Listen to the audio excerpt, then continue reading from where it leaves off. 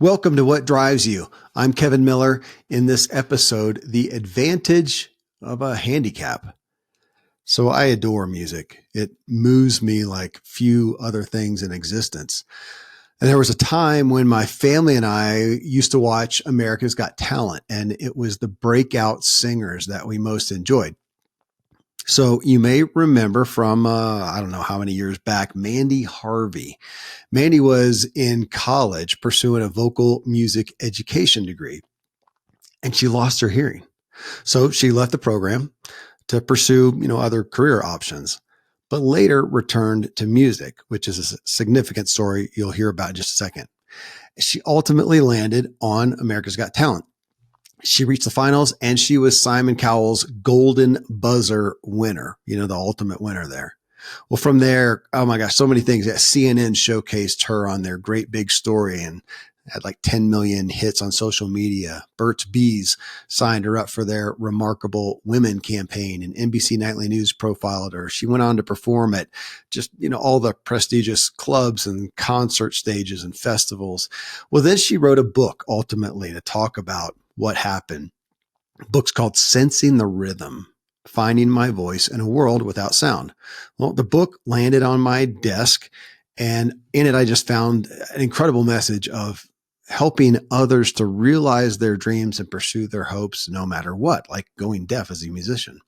So I invited Mandy on my show. This was a few years ago, and I'll bring it back to you. And just an inspiring conversation about pursuing your dreams in spite of this seemingly insurmountable obstacles, like, again, being a singer who goes deaf. You could find her anywhere. Just type in Mandy Harvey. She's in concert all the time, everywhere.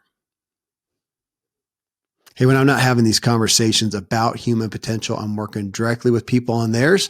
I'd be honored to connect with you. You can find me at kevinmiller.co. Here are a few sponsors. They help make the show possible. Then drive with me a moment as I talk with Mandy Harvey on the advantage of a handicap. Let's see what we can learn for ourselves today. Mandy, I got to tell you, so I have a big family. We don't have a TV at home, but we love great performances. We're a very music-oriented family, and so we saw America's Got Talent. We went through a little season of watching that. We saw you on the performance. We were massively inspired by you and your story. So when it was proposed that we have you on the Ziegler Show, I said, absolutely, let's make that happen. And I got to tell you, my kids think I'm such a hero because I am interviewing you today. So thank you for being here. Well, that's really funny. I also don't have TV, so I had never even seen the show before joining it. So I kind of have a similar feeling of that one. But you tell your kids hello and thank you for cheering me on. I will. I actually have an older son who's had a long history of medical battles, and he is writing great music these days. So as soon as I got the book, I took it home. My wife saw it, and she told my son, you've got to read it as soon as Daddy's done with it. So I am tasked with bringing the book home today after the interview so that he can read it. So again, thank you. And I'm so excited. The book is incredibly inspiring. So I want to dig into it, though. I do want to, I saw that you have a personal testimony to Zig Ziglar, and especially in the area of goal setting. And I wanted to ask you to share it with our Ziglar listeners. Yeah, of course. My really good friend, his name is Carl, and I was sending out messages on social media a couple years ago saying that I had so many goals and things that I wanted to do. I just was having a really hard time organizing it. And Carl saw it, and he's a friend of mine, and he's been through the Zig Ziglar program along with my other friend, Cassandra Perkins. And he said, you know what, I've been through this goal setting seminar. I would love to sit down with you and help you to create a plan so that you can execute things and get organized so that you can actually get these goals done. And I was like, fantastic. So we sat down and we just started going through all the things that I really wanted to do, all of the different nonprofit organizations that I wanted to be a part of. And through that kind of friendship and creating an action plan, we became even closer friends, and now he's actually my business partner. So it's just kind of a funny roundabout thing, but that's definitely the thing that really brought us together, really accomplished goals, was the Zig Ziglar program. That is excellent. So I got to give a call out to your friend Cassandra Perkins, who's one of the Ziegler Legacy certified trainers that we have. I met her at the Denver Children's Hospital with my older son. He was there. She came and brought him an organization she's involved with, and brought him a keyboard that he still has and uses today. So that was my intro to Cassandra. What an incredible person she is. She is absolutely amazing. And she has her cast, and she's quite brilliant. For sure.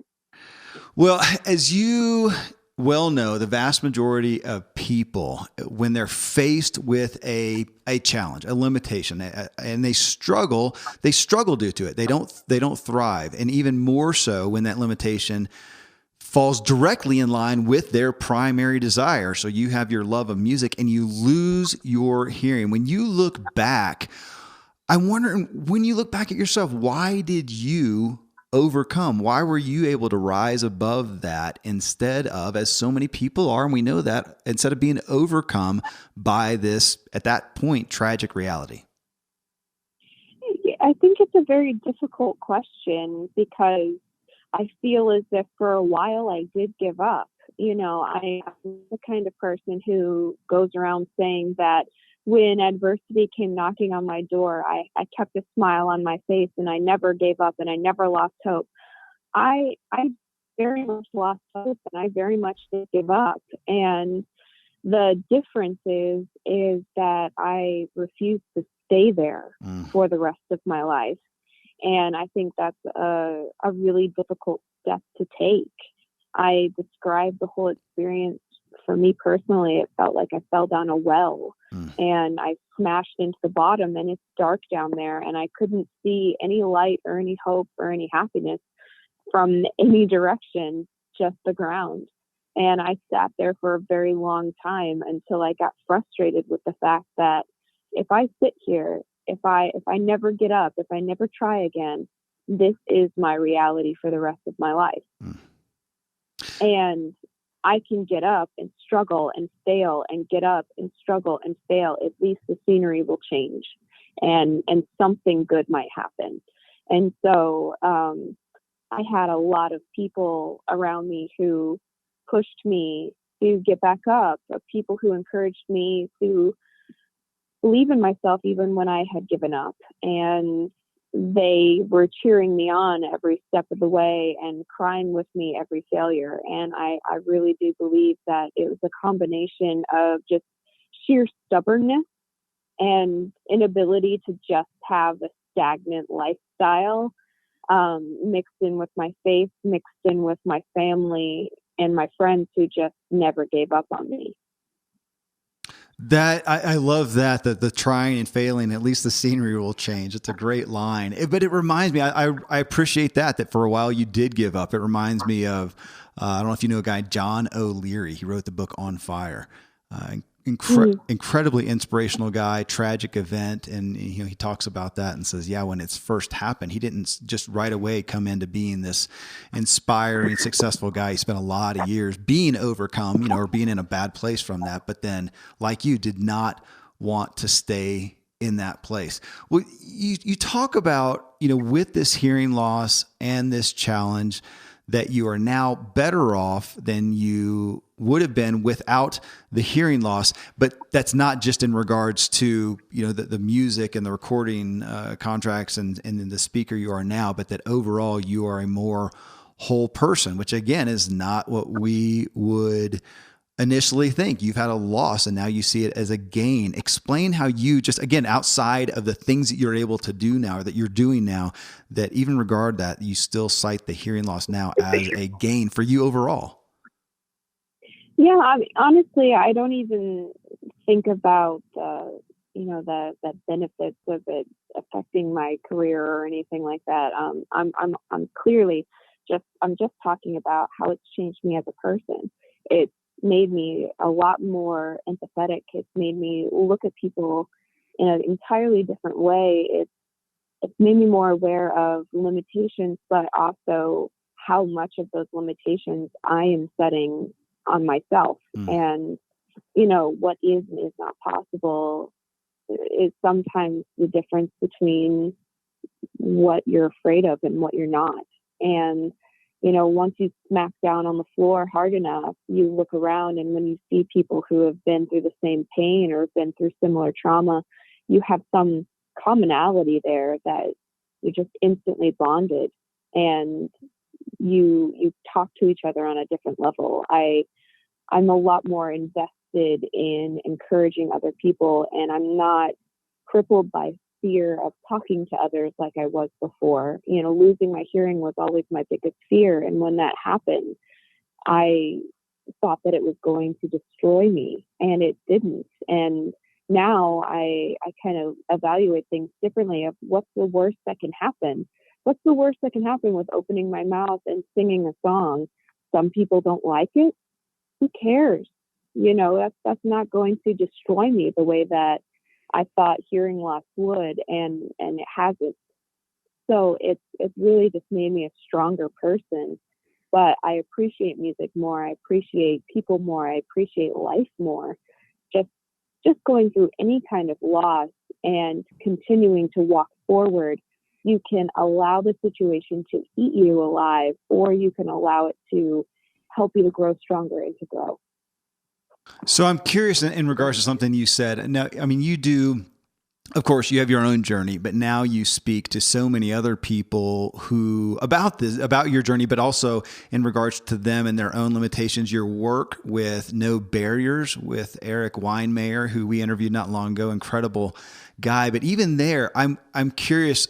Obviously, we all have limitations, and we all are suffering for greater or worse because of those. Is your experience that sometimes when people have a significant one, like you having hearing loss or Eric losing his sight, that when you have a significant one, it gives you a propensity to take your limitations overall and to some degree be more willing to overcome them than maybe the average person who has just the average limitations?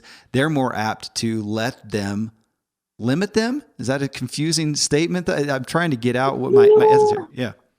I think what it is that at some point you realize that you can go farther. And I think that everybody's pain is equally pain.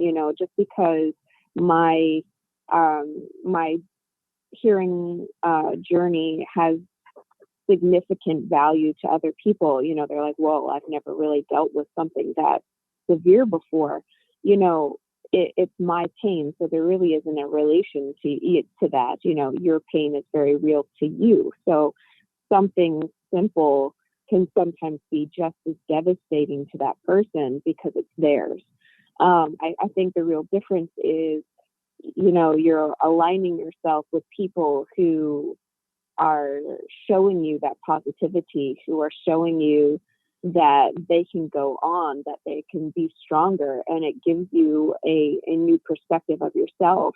That's the beauty of No Barriers. Is their slogan is, what's within you is stronger than what's in your way. It's not saying what's within Bob is stronger than what's going on. It's what's in you. You're the one who holds you back the most. You're the one who's telling yourself that you have to give up. You're the one who's being swallowed by failure, and instead of embracing it. I think when you're surrounded by people like Eric or people like me who fall on their face time and time again and keep getting up, it helps you to evaluate the things that are going on in your life and say, you know what?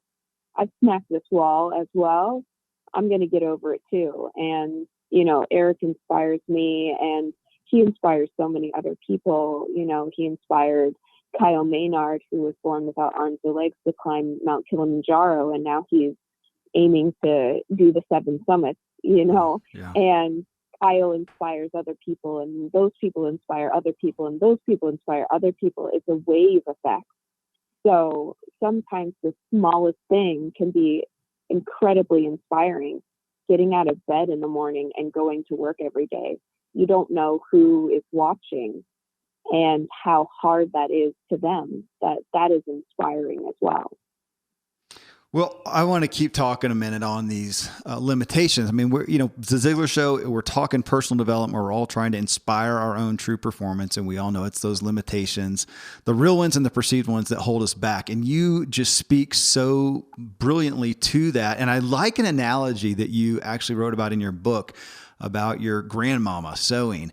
And from it, you said, the biggest problem we face in trying to stitch together a life is that we're often handed an ugly piece we don't like, never wanted, and wish we could get rid of, but we can't. That's such just a bold statement of not Pollyanna. It feels like you're saying, while we might lament that, okay, here's this piece I didn't want, that's my lot in life, that we can keep that unwanted place. It's not denying. Well, you even say that. You talk about denial. It's not being in denial, and it's not even getting rid of it, is the essence of, no, we can have that thing. And the point is, we keep that piece in the stitching, and we just do amidst it, even outside of leveraging it, we just still do amidst it. Yeah, it's a beautiful thing. I think the ugly pieces.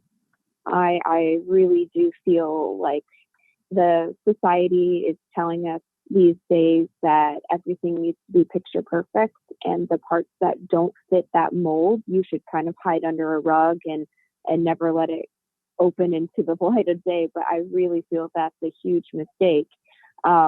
Those broken pieces, the ones with the little burnt edges or the ones that are fraying apart that look horrifying, they're the ones that have the ability to shape and mold you into being a stronger person. They're the ones that create situations that you have to, buck up and get past and grow from. And they are kind of badges of honor in certain terms.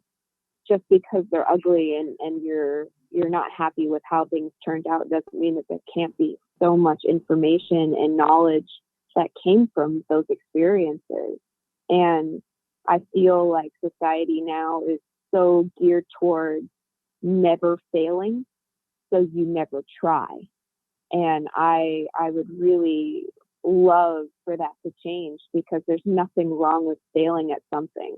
It just means that you need to do it differently. Failure is a beautiful opportunity. It doesn't have to be something that's just an embarrassment. Right. Right. Well, okay. So there, you said, you mentioned the word try. You actually wrote that, and I pulled it out from your book, and you said you can only become what you are willing to try. And I thought, okay, that's a simple statement. That's not it's not rocket science, except for the fact that we so often don't. We have a desire, we have an idea of something we'd like to become, or even just be able to do, but we simply haven't tried. So here's a question for you. With all your experience in America's Got Talent and No Barriers and being exposed to so many people, what are your thoughts on why are some people, and I know you've seen this, why are some people more prone to try than others? Are they just too ignorant than to know that maybe they can't do something, or do they have more confidence, or how would you, what file would you put that in? I don't know. I think it's a couple of different things for different people. I mean, I'm aware of a couple of people who do things just out of blatant arrogance. I'm surrounded by those kinds of people all the time, who are just like, wow, you are really confident, and I'm not sure why. But I think for me, it depends on who's on your rope team, who you're surrounding yourself with, who is filling parts of your life. When you surround yourself with negativity and you surround yourself with people who don't believe in you and who are very pessimistic, or are constantly reminding you that you're not as good as other people, you start to believe them, and those voices become very significant.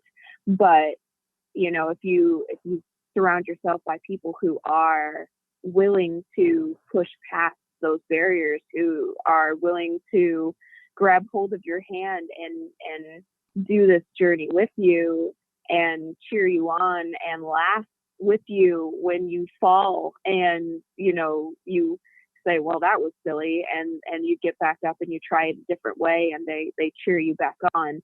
I think that changes the game quite significantly. The people that you align yourself with, the media that you watch, the movies, the music, all these things you're feeding your soul. The question is what are you feeding it? Right. And if you're constantly feeding it with telling yourself that you can't, you won't. And it's not just superheroes that do incredible things. Most of the most incredible things are done by the most ordinary people. And it's because they had the gumption and the encouragement to try for the 900th time, when all of the times, 899 times before, it failed and everybody started laughing at them. But on the 900th time, they did it. Okay, so I've out of all this short, I think we've been talking for about 15 minutes, and I hear this consistent message from you already: the willingness to try, and obviously from that, the willingness to fail. Number one. Number two, you attest over and over to, I'm going to put it under community, the people in your life who are there to encourage you, support you, pick you back up, and then this last piece, what you feed your mind, which obviously is the consummate Ziglar-esque message of you can change your world, what you have and what you do by changing what comes into your mind. And that's such the essence of your book, but I hear that again in this short message. You come over to that over and over. I point that out. I want people to hear that, and that this is like you said, you didn't drop out of the sky a superhero. This is stuff that you've had to walk out day to day, inch by inch. And it's the hard road. That's the unfortunate aspect of it too, is that it's really easy to give up. It's really easy to sit on the floor and to not do anything. It is a really difficult decision to get up off the floor and to take those painful steps forward. And it's a matter of, are you willing to do it? Are you willing to put in the work? Are you willing to struggle? And is it worth it to you? And for me, I went the easy route for a very long time. But I just got so tired of that being the end of my story. It couldn't be the end of my story. It was just the beginning. And I needed to see it as just the beginning and have a future ahead of me, not knowing where I was going necessarily, not knowing what I was going to do or what it was going to look like, but losing my hearing, losing my dream of being a music education major, whatever your loss is not the end of your story. It's just one chapter. It's just one piece on a giant quilt of your life. Well, and again, coming back to those pieces that we stitched together, is so profound. When you mentioned the music education major, you wanted to become, or on that road to become a music education major, music teacher. That was your dream. But again, in the book, just as you said a minute ago, this is the hard road. And I love that. And you even speak to that. This is not a Pollyanna message. And you said, that was your dream and it died. From that, you say that you learned that no dream is immortal. And I think that was even the heading of the chapter. And I thought, not a lot of inspirational books that I have read that give a heading that says no dream is immortal. And you stating, mine died. But obviously there's an upside to that statement. I want you just to speak to that a little bit to somebody who's out there who's saying, no, I had a dream and it is dead. And they're having a hard time getting over that. You didn't say, no, I revived the dream. I assume the story is, and you tell me now, that it became another dream. Yeah, I had made a serious mistake. I identified my entire being, my entire identity was wrapped into one singular dream. And when that dream died, and it really did, there was a funeral, I buried it, we moved on. I died with it because I had told myself that I was incapable of anything else other than this, and that I was not worth anything other than this. And I let it swallow me completely. And I put that dream to rest. I'm not going to become a music educator. I am not going to be a music teacher teaching at a college with my own students and being able to listen and craft and create and change people's voices and things like that's gone. I'm never going to revive that. Like we did the CPR and electroshocked as much as possible. That sucker is dead. It ain't coming back. Okay. But at the core of what I wanted to do, it was be involved with music. And so boiling it down, I created a new dream. And at first, it wasn't necessarily that I thought, you know what, I can't do this anymore. This is what I'm going to do from now on. It was just saying, okay, that dream died. I don't know exactly what's going to happen next, but it's going to be something. And I'm going to figure it out one step at a time. And, I've crafted and created new dreams along the way. And now I have hundreds of them. I have hundreds and hundreds of dreams. We all have so many things that we're capable of doing and so many opportunities all the time that it's impossible to say that you can't do something amazing. You can't. You have so many opportunities to just walk out your front door and a new day began. And what are you going to do today? That is inspiring. And you just covered about 3 other questions I had. So thank you. I'm interested in a statement that you made. And you said people who have survived and overcome catastrophic experiences always have one thing in common, a turning point, which to me conversely means that those who do not overcome that catastrophic experience, they did not or do not experience that turning point. So again, in your work now as a speaker, as an author, in your work with No Barriers, and you're working with people who have a significant challenge, they want to do something else, but do you find yourself trying to awaken them in essence, or help bring them to what you believe they have to come to, which is you're going to have to come to a turning point experience for this to really turn around?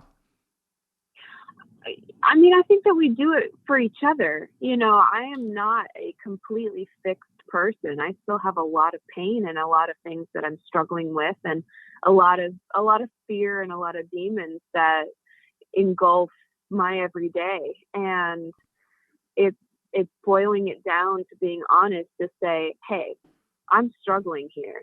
I'm going to be open and honest about it. And you're struggling here and you're being open and honest about it. Let's talk to each other like real people, even though it's an awkward conversation, and let's push each other to not just give up. And I want to hold you accountable to it, and I want you to hold me accountable to it. So it's not just let me just tell you how to get better in 3 simple steps. Everybody's simple steps are very different, and I think it's just saying that pain is real and your pain is valid, and let's just be honest about what's going on. And just because it's messy and it's sticky and it's horrible doesn't mean that I don't care and that I don't want to be there to watch you shine. Yeah. I think that it's just getting past it, holding each other's hands, Yes. And you said pain is real. And again, that's why I like the authenticity of your message, and want you to speak to something in the pain is real arena that you talk about dream thieves. And interestingly, and I wouldn't have guessed this, you tell stories of some of your own detractors, I would say dream thieves, as you call them, coming from the deaf community, which seems mind-boggling. Instead of applauding you for what you were doing in your deafness, they accused you of not embracing your deafness and the deaf culture. I mean, some of them did, obviously the minority, but some people did, and it was obviously impacting to you.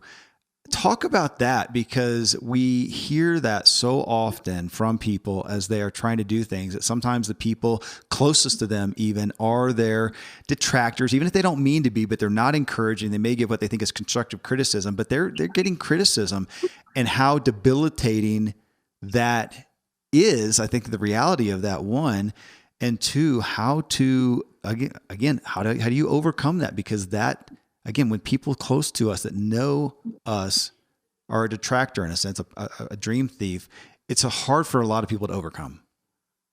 Yeah, it's such a toughie. I think that for me personally, I mean, I've hit this wall a lot of different times, and I have found that the loudest voices sometimes are the smallest ones. Of course, with my experiences with the deaf community, I am embraced a lot by a lot of the deaf community. I have a lot of beautiful friends, ASL, and learning to communicate. Like right now, we're having a conversation, and everything is being typed out by a beautiful person that I can't see through my computer. But I have very much embraced the fact that I can't hear, and I love my life. And so everybody lives their life differently. And the criticism comes from people who are generally dealing with something in their own life.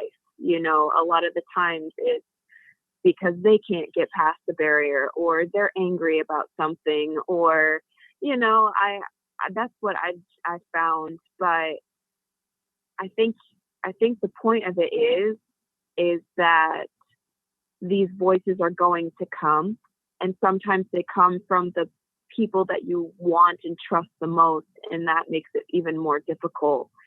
But you have to assess what you're taking in and say, you know what? I got what you're saying, but no. And take it out of the equation of how you're going to keep going forward. I never am going to allow a couple of people's angry letters about how I'm not embracing myself to deter me from singing. It is who I am. It is what I love. And getting out in front of people and singing and speaking and writing my book, it has helped me heal on myself, but it's also encouraging other people. And that is far more important to me than a silly death threat or somebody getting angry at me. Those voices, I can give them that power, I can give them that control, and I can make them loud. Or I can say, you know what? I'm not giving you that. I'm not giving you the satisfaction of allowing it to deter me. I'm not going to give you the power to shut me down. No, sorry.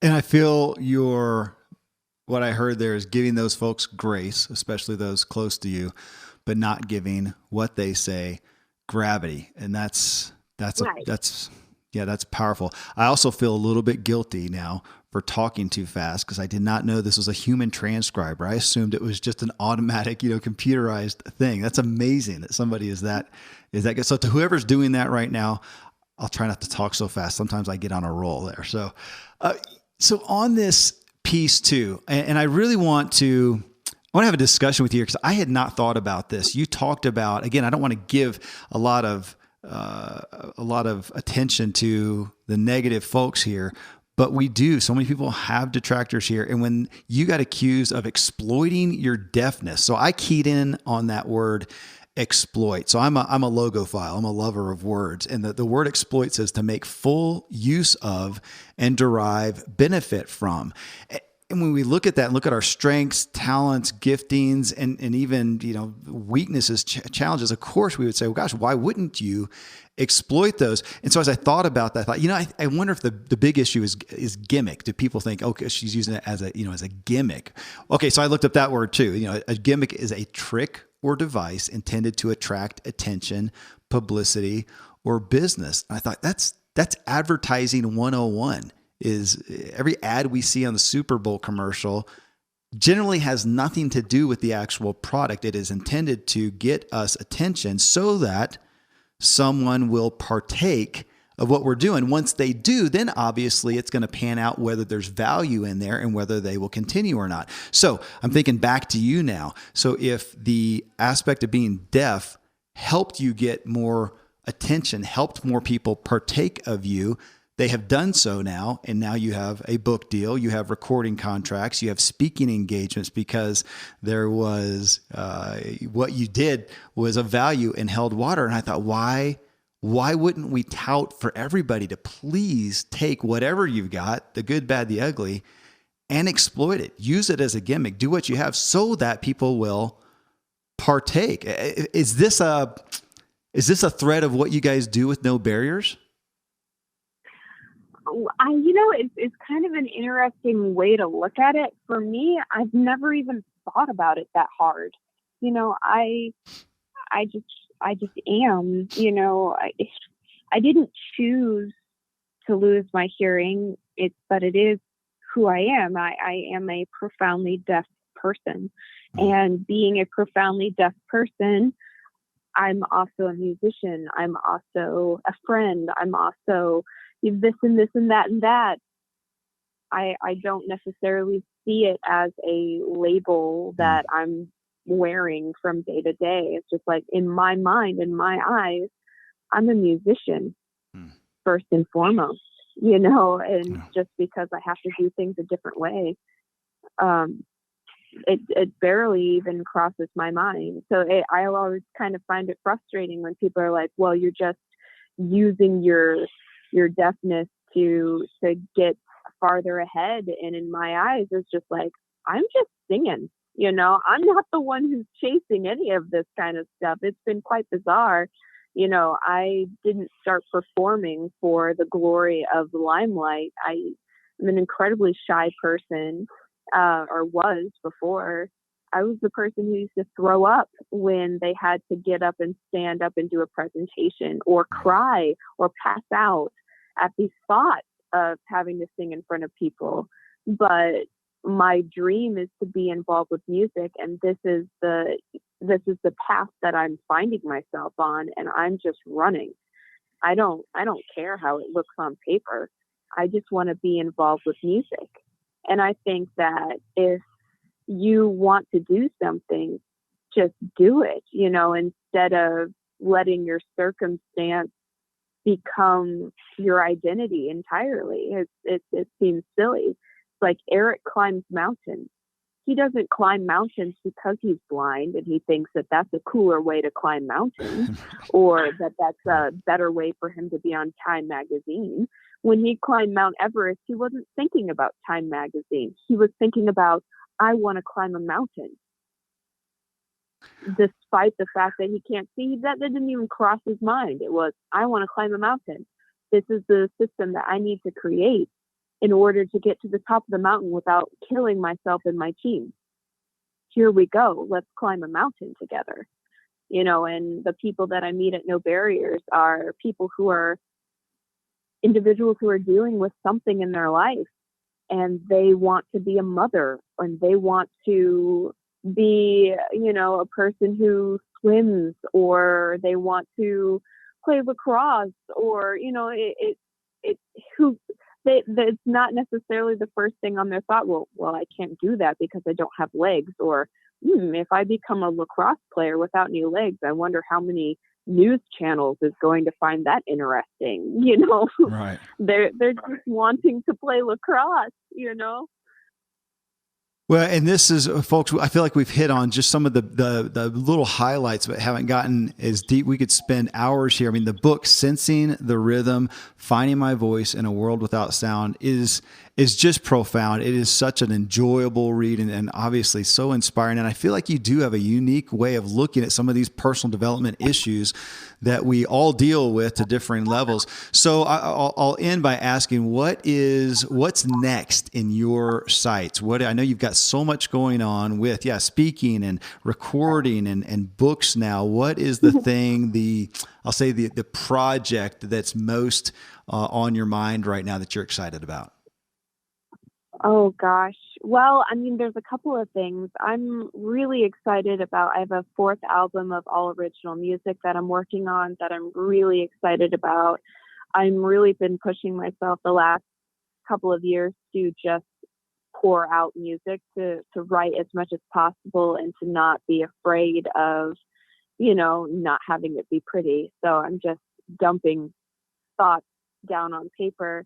I'm very much looking forward to this summer. I have an opportunity to go to Nepal and take a group of high school students um, hiking with Eric and with a couple of other people, and to show those kids that they are stronger than they think that they are, and to kind of gear them up for the rest of their life of knowing that they can do amazing things. I want to be more involved with people with and without disabilities to overcome their own personal barriers, but also I'm really looking forward to getting involved with hopefully some change.